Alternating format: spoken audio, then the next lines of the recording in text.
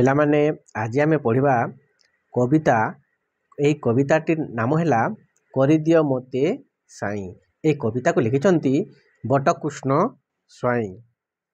ଦେଖ ପିଲାମାନେ, ଏଡ଼େ ଝଙ୍କାଳିଆ ବରଗଛଟିଏ ନ କରିଲେ ପଛେ ନାହିଁ, ଛୋଟ ହେଲେ ହେଉ ତୁଳସୀ ଗଛଟେ କରିଦିଅ ମୋତେ ସାଇଁ, କରିଦିଅ ମୋତେ ସାଇଁ। ମାଟି ଚଉଲାରେ ଶୋଭା ପାଉଥାଏ, ଦାଣ୍ଡେ ଅଗଣାରେ ଥାଇ, ଦିଅଁଙ୍କର ପାଶେ ଲାଗି ହୁଏ ନିତି, ସୋହାଗ ଆଦର ପାଇଁ, ସୋହାଗ ଆଦର ପାଇଁ। ଏତେ ବଡ଼ ଜୀବ ହାତୀଟିଏ ମୋତେ ନ କରିଲେ ପଛେ ନାହିଁ, ଛୋଟ ହେଲେ ହେଉ ମହୁମାଛିଟିଏ କରିଦିଅ ମୋତେ ସାଇଁ, କରିଦିଅ ମୋତେ ସାଇଁ। ଫୁଲ ପାଶେ ଯାଇ ଗୁଣୁ ଗୁଣୁ ଗାଇ, ଆହୁରି ଆଣେ ମୁଁ ମଧୁ, ପରହିତ ଲାଗି ଭିତରି ତାହାକୁ ଜଗତକୁ କରେ ବନ୍ଧୁ, ଜଗତକୁ କରେ ବନ୍ଧୁ। ଏଡ଼େ ମନୋହର ପଲସା ଫୁଲଟେ ନ କରିଲେ ପଛେ ନାହିଁ, ଛୋଟ ହେଲେ ହେଉ ଗଙ୍ଗ ଶିଉଳିଟେ କରିଦିଅ ମୋତେ ସାଇଁ, କରିଦିଅ ମୋତେ ସାଇଁ।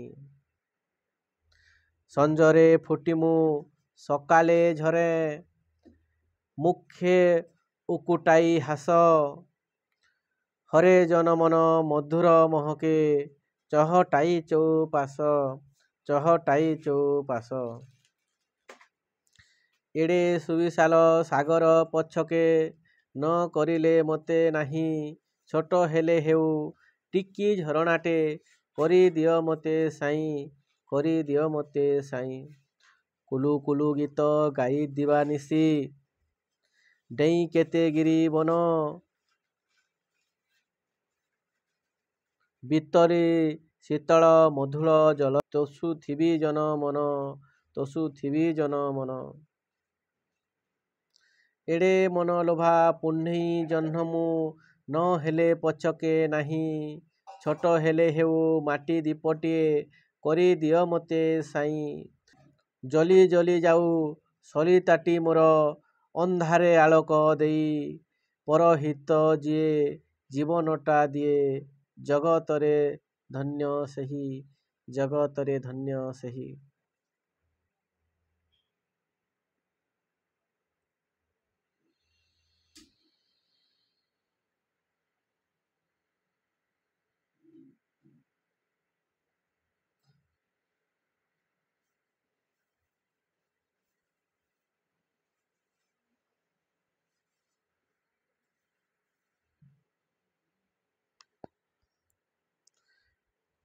ଆସ ଆମେ ଏହି କବିତାର କିଛି ଆସ ପିଲାମାନେ ଆମେ ଏହି କବିତାର କିଛି ଶବ୍ଦ ଆମେ ଜାଣିବା।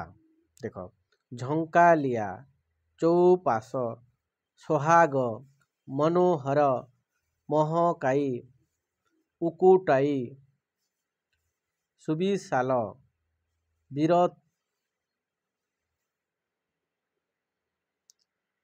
ଭିତରି, ଆହରି, ତୋଷୁଥିବି, ମନଲୋଭା, ସରିତା।